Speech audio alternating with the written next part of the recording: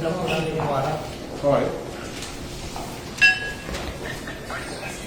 Ikaw po ba si Norman Magusig po? Alias Francis Leo Marcos? Left.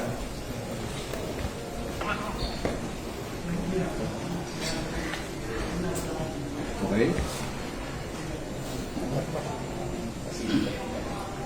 Parang saan yan? Bago pa po yun, ayaw pong masahan ko po kayo ng ano. Kita mo, sir? Kita mo? Operatiba ng CID. Kayo po ba, ulitin ko po, kayo po ba si Norman Mangusig alias Francis Leo Marcos? Yes, ako. Kayo ay aming inaaresto sa bisa ng warrant of arrest na issue ng RTC Branch 294 Paranaque City for violation of unjust fixation under Article 287 of Revised Penal Code as amended in relation to Section 6 of RA 10175. Kayo ay may karapatang manahimik, sir. O sa walang tigo, o ano man ang inyong sabihin ay maaaring gawin pabor o laban sa inyo.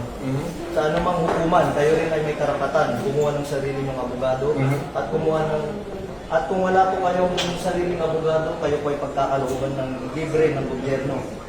Kayo rin po, andito ako sa inyo, ay may karapatan kumuha ng sarili ng doktor na magsusuri ng inyo. Sir, pwede paano po yan at maano nyo yung karapatan po? Sige. Kayo rin po ay may karapatan po magpasuri sa sino mang doktor at kung wala po kayong kakayahan ay pagkakalooban po kayo ng libre din po ng gobyerno, ng doktor na susuri po sa inyo. Okay. Ito po, naiintindihan niyo po ba ang inyong mga karapatan? Naiintindihan ko. Okay po, kayo po ay sasama po sa amin para po sa inyong... Attorney, ito po, basahin po. unjust fixation daw sa Paranaque. Hindi ko alam kung sino complainant nito.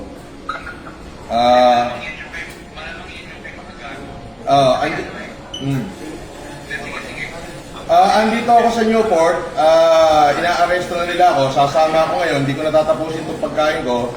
Inilive na nila ako. Pwede bang sasama na lang ako, Brad? Huwag mo na ako ipahiya. Hindi, kailangan po kasi may procedure po tayo. Sige, sandali. Iramin ko lang. May procedure po tayo, sir.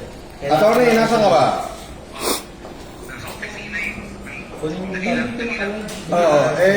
Kailangan bilan nyo na ako rito.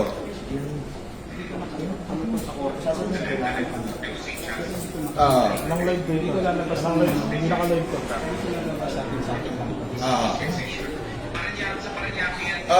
Sandali lang, kausapin ko lang abogado ko. Sa Paranaque, eto, binibidyoan na ako rito. Ewan ko kung may vlogger dito. Wala. Vlogger dito.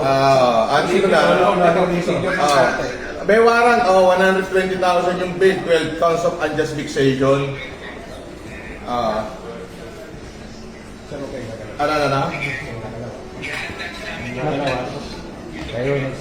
Paano to, attorney?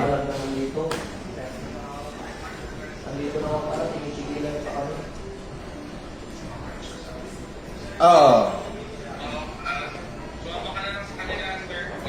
Tapos? Pwede po kayong kasuhan ng gastos Sige, please. Nasabihin nyo, hindi nyo pa alam. Ginagawalan nyo kami mag-video, pero pwede pa lang mag-vlog. Pwede ba yun?